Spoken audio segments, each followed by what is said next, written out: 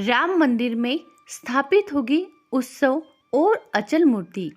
पर क्या आप इस दोनों शब्द का अर्थ जानते हैं?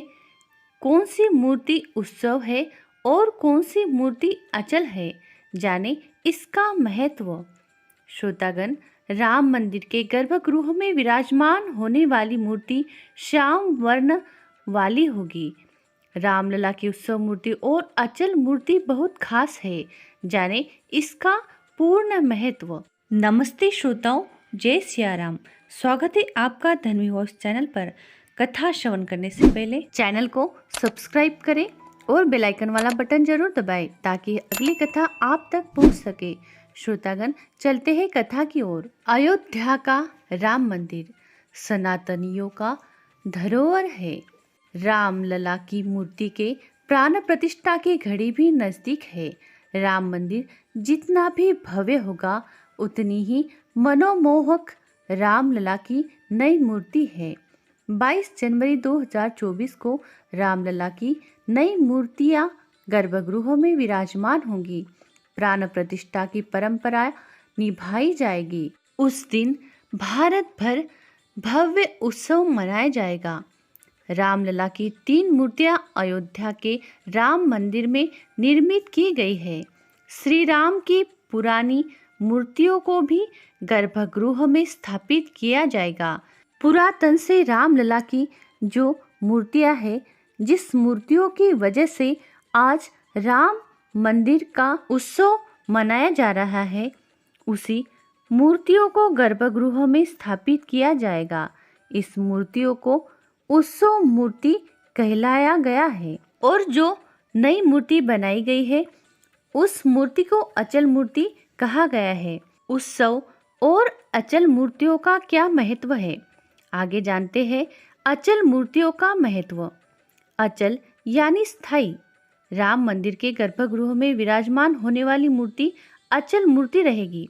इसके लिए अरुण योगीराज की मूर्ति को फाइनल किया गया है, जो श्याम वर्ण वाली होगी। राम मंदिर ट्रस्ट के अनुसार रामलला अचल मूर्ति 51 इंच लंबी बनाई गई है, जिसमें 5 साल के बालक स्वरूप में श्री राम कमल पर आसीत है। कमल के फूल के साथ मूर्ति की लंबाई 8 फीट होगी। मूर्ति को खड़े हुए दिखाया गया है, जिसमें राम जी के हाथों में धनुष है। श्री राम जी के स्तुति में कहा गया है कि नीलाम्बुजम श्यामम कोलांगम, अर्थात श्री राम श्यामल रंग के हैं। यही कारण है कि श्याम वर्ण की मूर्ति ही मंदिर के प्रथम तल पर गर्भगृह में स्थापित की जाएगी। अब जानते हैं क्या है रामलला की उत्सव मूर्ति। उत्सव मूर्ति का पूरा महत्व जाने। 1949 से रामलला की जिस प्रतिमा की पूजा की जा रही है उसे चल यानी उत्सव मूर्ति का नाम दिया गया है। ये मूर्तियां भी प्राण प्रतिष्ठित मूर्ति के पास यानी जो आज की नई मूर्ति बनी है उसी के पास विराजमान होगी। प्रभु श्री राम की पुरानी मूर्तियों का आकार बहुत छोटा है, इस कारण भक्तों को दर्शन नहीं हो पाते थे। पुरानी मूर्ति की सालों से पूजा हो रही है। विराजमान रामलला के नाम पर ही दिव्य मंदिर बनाने को लेकर सालों मुकदमा चला आ रहा है और उसमें जीत मिली है।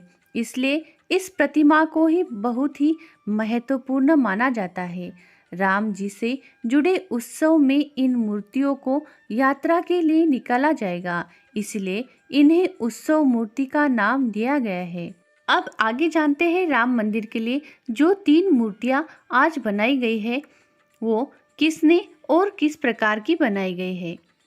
राम मंदिर के लिए 3 अलग अलग मूर्तिकारों ने रामलला की प्रतिमा बनाई है, जिसमें कर्नाटक के अरुण योगीराज की नीले पत्थर यानी श्याम वर्ण वाली 3 मूर्ति गर्भगृह में विराजित होगी। वही सत्यनारायण पांडे की प्रतिमा सफेद संगमरमर की है, श्वेत वर्ण वाली है। तीसरी मूर्ति भी नीले पत्थर की है, लेकिन उसे दक्षिण भारत की शैली में बनाया गया है। इस मूर्ति को गणेश भट्ट ने बनाया है। राम मंदिर ट्रस्ट के अनुसार मुख्य मूर्ति के अलावा दोनों शेष मूर्तियों को भी दर्शन के लिए रखी जाएगी। तो श्रोतागण, यही था उत्सव और अचल मूर्ति का पूरा महत्व। श्रोतागण, अगली कथा जानने के लिए हमारे धर्मी वॉइस चैनल को लाइक करें, सब्सक्राइब करें, शेयर करें और बेल आइकन वाला बटन जरूर दबाएं ताकि हमारा नया वीडियो आप तक पहुंच सके। श्रोताओं, कमेंट में जय सियाराम जरूर लिखें। कथा अंत तक सुनने के लिए आपका बहुत बहुत धन्यवाद। बोलो जय सियाराम।